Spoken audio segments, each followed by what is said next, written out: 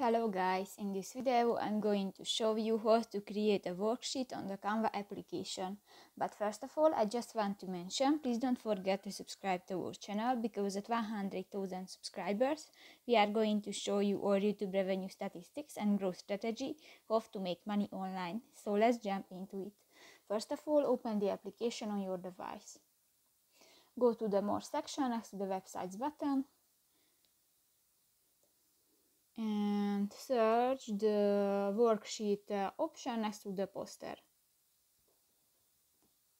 Here you have more chance. If you want to add pictures and other files to your project, just go to the Uploads button, and here you can upload files to the Canva, or go to the Gallery section, and here you can find images and videos from your device. In the Elements section, you can search different graphic elements, for example, shapes, stickers, charts, and more. If you want to add text to your project, just go to the Text button and click to the Add a Text box. If you want to draft, just go to the Draft button and draft to the canvas. If you go to the Design section, you can find different styles and templates which were created by professional graphic designer, and just select a template and step on it.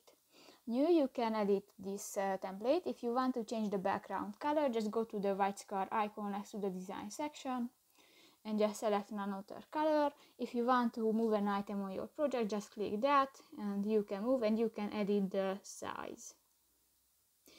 If you want to change the text, just click to the text box, delete the text, right?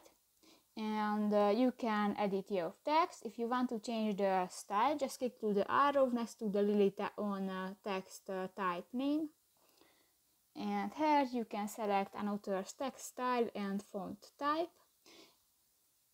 If you want to edit the size of your text, just click to the minus or the plus icon, and in the Effects section you can add the different effects to your text, for example shadows, colors, and shapes. So that's pretty much it for this video, guys. See you in the next one. Bye bye.